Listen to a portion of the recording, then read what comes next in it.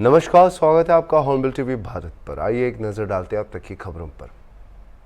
BSP की राष्ट्रीय अध्यक्ष मायावती ने लखनऊ स्थित पार्टी कार्यालय में वरिष्ठ पदाधिकारियों और राज्यों के अध्यक्षों के साथ एक महत्वपूर्ण बैठक की। यह बैठक सुबह 11 बजे शुरू हुई और इसमें पिछली बैठक में दिए गए कार्यों की समीक्षा भी की गई, ताकि पार्टी संगठन को मजबूत किया जा सके और इसका समर्थन आधार बढ़ाया जा सके। मायावती ने भविष्य की रणनीतियों के लिए अहम दिशा निर्देश भी दिए। एक महत्वपूर्ण कदम के रूप में मायावती ने अपने भतीजे आकाश आनंद को राष्ट्रीय समन्वयक पद से हटा दिया।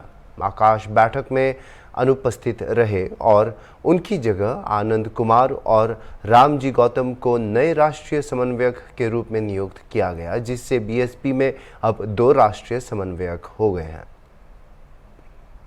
बड़ी बैठक थी, सब लोग आप इकट्ठा हुए हैं। आज क्या निर्णय लिया गया, इस बैठक में क्या निकल के आएगा आगे धरातल पर? देखिए, जब भी बैठक होती है तो कुछ महत्वपूर्ण निर्णय तो लिए ही जाते हैं और आज की भी बैठक में वानी बहन जी द्वारा जो संगठन के लेवल पे थोड़ा सा फेरबदल जो किया गया है और उस फेरबदल के साथ में हमको जनता तक अपना सेक्टर वाइज और बूथ वाइज मीटिंग करने का निर्देश और तेज गति से करने का निर्देश प्राप्त हुआ है।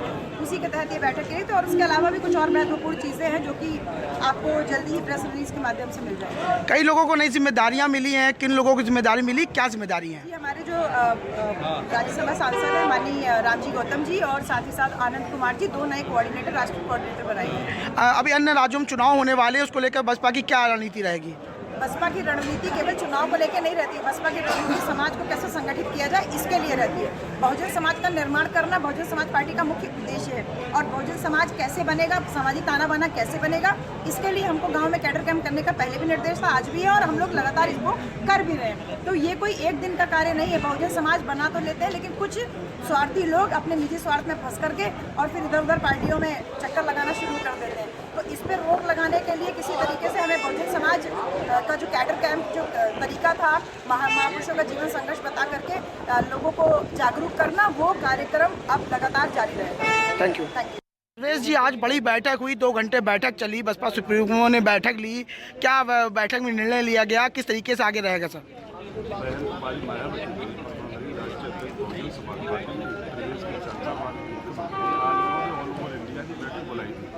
इसमें जो संगठन अभी जिला पंचायत का इलेक्शन हो रहा है, 2027 का चुनाव होना है, तो संगठन जैसे हमारी विधानसभा होती है, जैसे सेक्टर कमेटियाँ होती हैं, बूथ कमेटियाँ होती हैं, उसमें कुछ निष्क्रिय पदाधिकारी हो गए, तो उनकी जगह पर सक्रिय लोगों को लाना है या फिर जहाँ संगठन नहीं बना है उनकी जगह संगठन को तैयार करना है। ये कार्यकर्ताओं को दिशा निर्देश दिए हैं, तो सब लोग अब उस संगठन में लगेंगे। मार्च लास्ट तक का उन्होंने टाइम दिया, अप्रैल से फिर उनके कैडर चलेंगे। संगठन हमारा मजबूत हो जाता है तो 2027 में हमारी सरकार बनेगी, जिला पंचायत का इलेक्शन होगा, उसमें भी हम बहुतायत में सीटें वो जीतेंगे भाई सब। तो ये मैंने बताया। कई लोगों को नई जिम्मेदारी मिली है कि क्या जिम्मेदारियाँ? साहब को नेशनल कोऑर्डिनेटर बनाया और आनंद साहब को भी नेशनल कोऑर्डिनेटर बनाया, 2 नेशनल कोऑर्डिनेटर बनाए। इसमें आनंद साहब पहले से ही राष्ट्रीय उपाध्यक्ष थे, आज नेशनल कोऑर्डिनेटर की परमार जो बहन कुमारी मायावती जी ने उनको जिम्मेदारी और दे दी है। कई राज्यों में चुनाव होने जा रहे हैं, तो उसको लेकर क्या बसपा की भूमिका रहेगी? चुनाव लड़ेंगे पूरी तैयारी के साथ, तो उसमें आगामी बैठक बुलाएंगे। अभी तो संगठन को मैं तैयार करना है, ये बहन जी ने परमार जो बहन कुमारी मायावती जी ने बताया। लेकिन बैठक में आकाश आनंद नहीं दिखाई दिए कहीं। जिनको बुलाया जाता है वही लोग आते हैं। अभी जैसे आनंद जी थे, उनको नेशनल कोऑर्डिनेटर की जिम्मेदारी है। जैसे राजाराम आनंद जी को है, राजाराम आनंद साहब को, उनको भी नेशनल कोऑर्डिनेटर की जिम्मेदारी दी है। उन्होंने ये बताया है कि अगली 2027 में हम किस तरह से सरकार बना सकते हैं। ये मंत्र तंत्र जन माला वाला जन काई की सरकारें चल रही है, तो उन्होंने कहा ये नहीं है, ये मंत्र का मतलब होता है मन और तंत्र का मतलब होता है ये शरीर। इनके ऊपर बाबा साहब ने लोकतंत्र को फिट कर दिया है, by the people for the people of the people. और 90% ये लोग हैं, यदि इकट्ठे हो जाते हैं तो 2027 में सरकार बना लेंगे। वो संगठन हमारा है ऑलरेडी पहले से है, जो निष्क्रिय है उनकी जगह पे दूसरे लोग ले आओ, सरकार होगी हमारी। क्या नाम है सर, किस जिले से हैं आप? सुरेश गौतम, जिलाध्यक्ष Bahujan Samaj party Aligarh. Thank you sir. Moradabad जनपद के मोड़ापाड़े थाना इलाके के टोल प्लाजा पर किसानों और टोल कर्मचारियों के बीच हाई वोल्टेज ड्रामा हुआ है।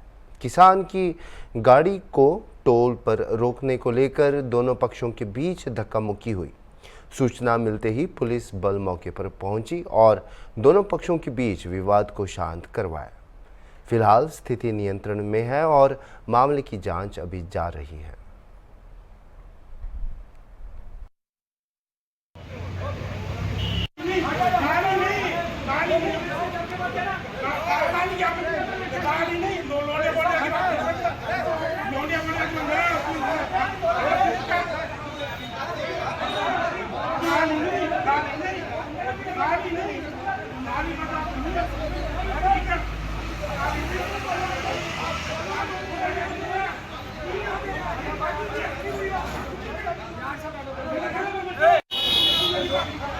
जी क्या नाम है और टोल पे आपका क्या पद है?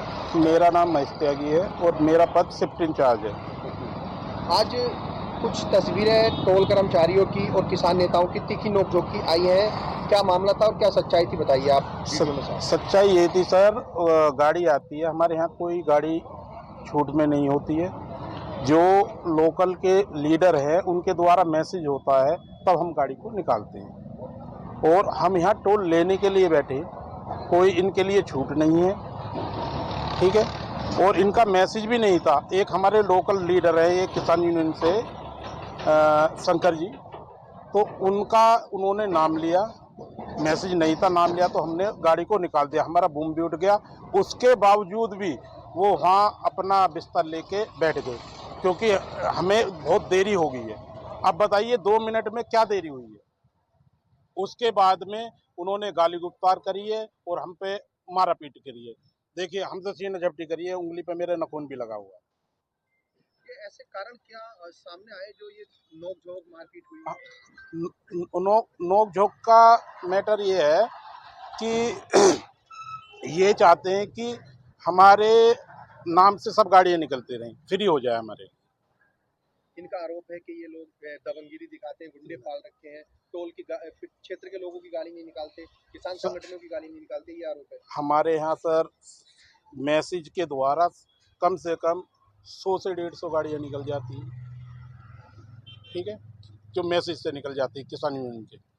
अदरवाइज और लोकल के पास बने हुए हैं हमारे यहाँ, बड़े प्यार से निकलते, कोई गुंडागर्दी नहीं है। क्या मामला शांत हो चुका है? हाँ शांत। क्या पुलिस का क्या कहना है और आप क्या कहेंगे आप, क्योंकि सब तस्वीरें आपके पास भी हैं, और क्या कुछ वार्ता होती किसान संगठनों में आपकी मामले में? वार्ता ये हुई है कि ये मैसेज करते हैं अपने अधिकारी, हमारे अधिकारी को मैसेज करेंगे तो गाड़ियाँ निकलेंगी, नहीं करते हैं तो अपना टोल दे के जाएंगे। सर, नियामतपुर इकलौतिया टोल पर आप मौजूद हैं, किसान और टोल के कर्मचारी आमने सामने बिल्कुल भिड़े हैं, वीडियो भी लाइव है, क्या कुछ कहेंगे आप? मौके पे हैं, नियंत्रण पा लिया है? देखो ये मूड़ा पांडे थाना क्षेत्र में दलपतपुर टोल है, तो वहाँ पे एक भारतीय किसान यूनियन के बरेली जिलाध्यक्ष की गाड़ी निकल रही थी, तो उसी बात को लेकर टोल कर्मियों और जो भारतीय किसान यूनियन के जो सदस्य लोग हैं उनके बीच में थोड़ी बहुत बात हुई, तो उसी को लेकर वो धरने में बैठे थे। बट बात बहुत कुछ सीरियस नहीं थी।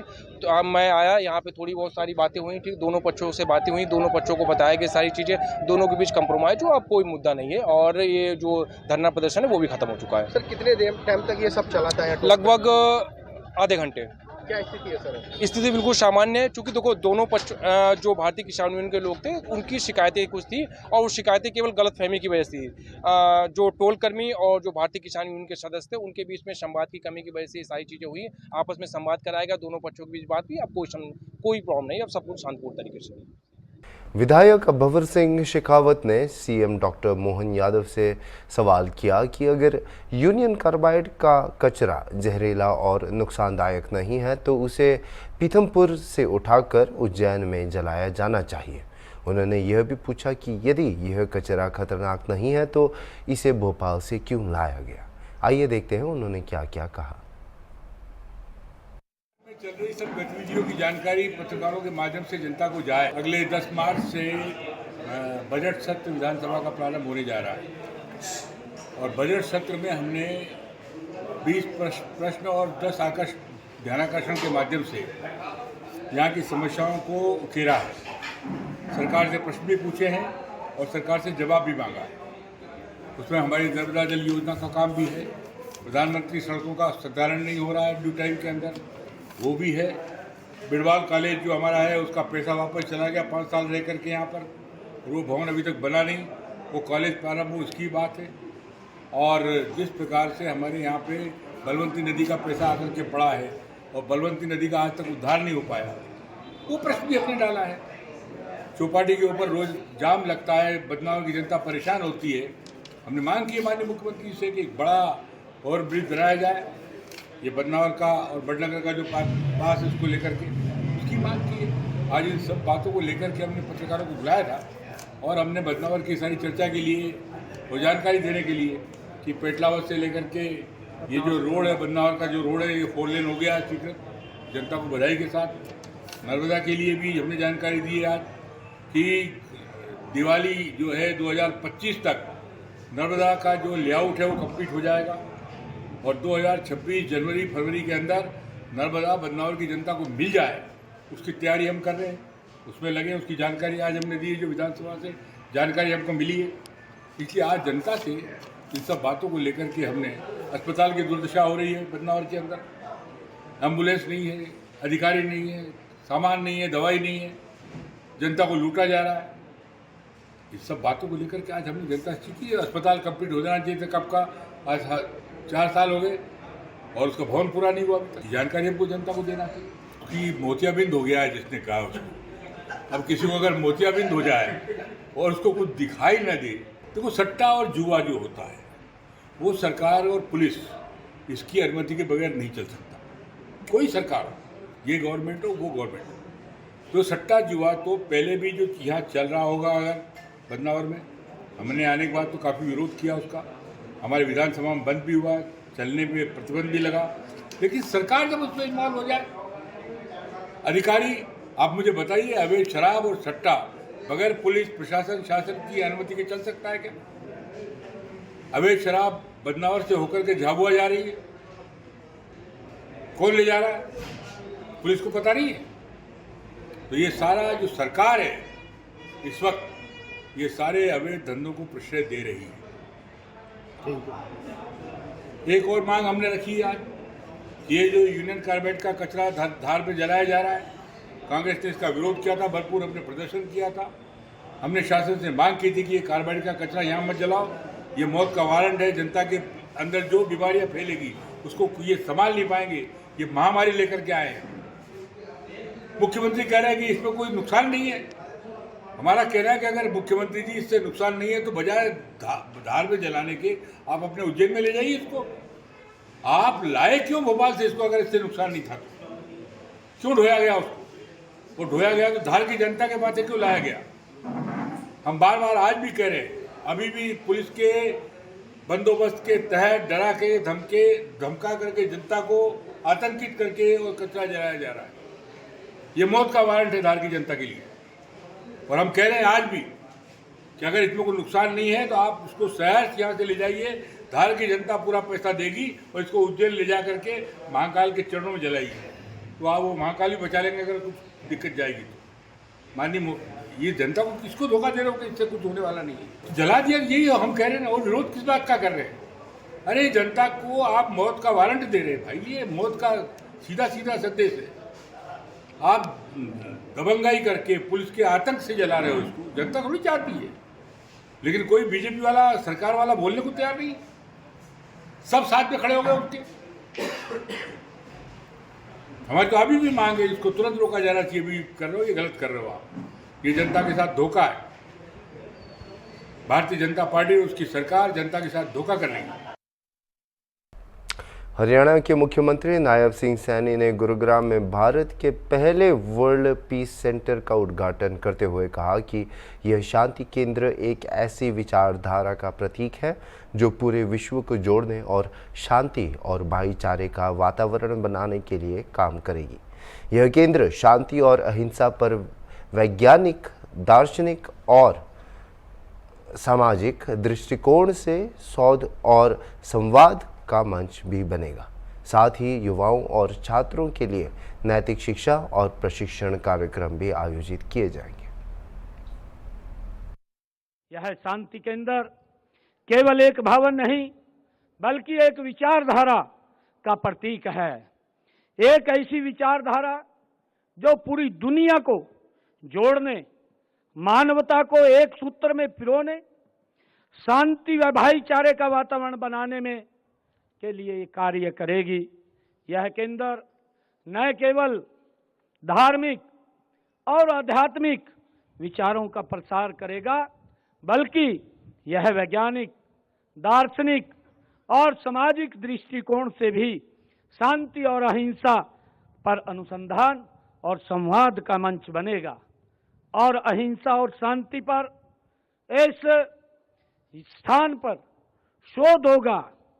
यहाँ पर वैश्विक स्तर पर संवाद के लिए सम्मेलन भी आयोजित किए जाएंगे। युवाओं और छात्राओं के लिए नैतिक शिक्षा एवं प्रशिक्षण कार्यक्रम भी इस पवित्र स्थान पर होंगे। नशा मुक्ति, मानसिक शांति और ध्यान साधना पर विशेष कार्यशालाएं इस पवित्र स्थल पर चलाई जाएंगी। ये मेरे लिए बहुत खुशी का और हमारे लिए, ये हरियाणा के लिए बड़ा गौरव का बात है कि आज भी भारत पूरी दुनिया को शांति का मार्ग दिखा रहा है।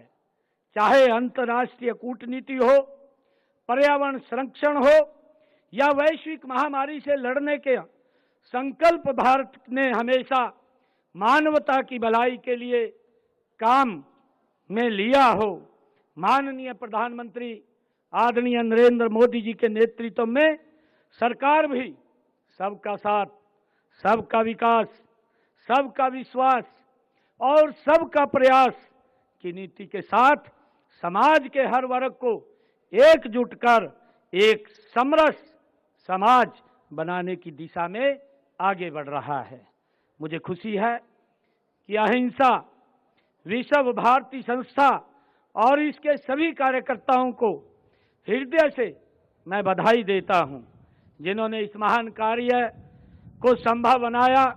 यह विश्व शांति केंद्र भारत से पूरी दुनिया को यह संदेश देगा कि शांति केवल आदर्श नहीं बल्कि एक जीने का तरीका है।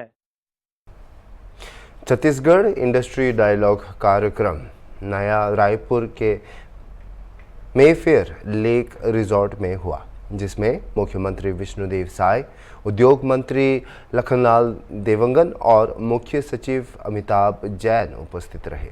कार्यक्रम में राज्य में निवेश करने वाले 14 उद्योगपतियों को प्रमाण पत्र प्रदान किए गए और एमएसएमई उद्योगपतियों को प्रशिक्षण व सहायता दी गई। इसके साथ ही केंद्र सरकार की रैंप योजना की शुरुआत भी छत्तीसगढ़ में की गई, जो एमएसएमई क्षेत्र को बढ़ावा देने के लिए है। छत्तीसगढ़ सरकार उद्योग विभाग की तरफ से यहाँ पर छत्तीसगढ़ इंडस्ट्री डायलॉग का आयोजन किया गया था, जिसमें हमारे उद्योग मंत्री श्री लखनलाल देवांगन जी सहित हमारे सभी अधिकारीगण और केंद्र से भी अधिकारी इसमें आए हुए हैं और प्रदेश भर के इंडस्ट्रियल और जो एमएसएमई सेक्टर के जो उद्यमी हैं सभी यहाँ पर उपस्थित हुए हैं। और आज हमारे देश के यशस्वी प्रधानमंत्री जो एमएसएमई सेक्टर को बढ़ावा देने के लिए रैंप योजना शुरू किए हैं, उसका आज यहाँ पर लॉन्चिंग हुआ है, उसका शुभारंभ किए हैं। बड़े उद्योगों को तो सरकार कई तरह की सुविधा देती ही है, लेकिन अब जो एमएसएमई सेक्टर के जो छोटे उद्यमी हैं उनको भी रैंप योजना के माध्यम से सहयोग देने का काम सरकार करेगी। उस पर भी यहाँ पर प्रेजेंटेशन हुआ और केंद्र से अधिकारी आए थे, उन्होंने उस पर विस्तार से प्रकाश डाला है। और आज के इस अवसर में एमएसएमई सेक्टर के कई उद्यमियों को लोन भी दिए हैं विभिन्न योजनाओं के माध्यम से। उनको भी बधाई है, शुभकामनाएं हैं। आगे चल के वही बड़े उद्योगपति बनेंगे और अनेक उद्योगपति यहाँ पर इन्वेस्ट करने का प्रस्ताव दिए हैं, उनको भी हम लोग लेटर प्रदान किए हैं। उनका भी स्वागत है। निश्चित रूप से उनके इन्वेस्ट करने से यहाँ पर उद्योग धंधे बढ़ेंगे और हमारे बेटा बेटियों को रोजगार भी मिलेगा।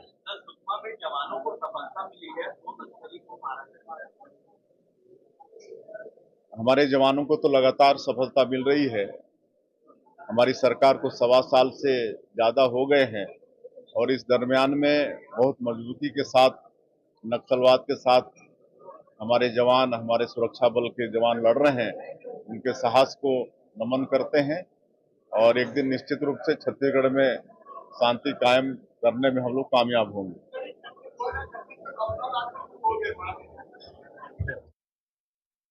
अभी के लिए इतना ही और खबरों के लिए आप देखते रहिए हॉर्नबिल टीवी।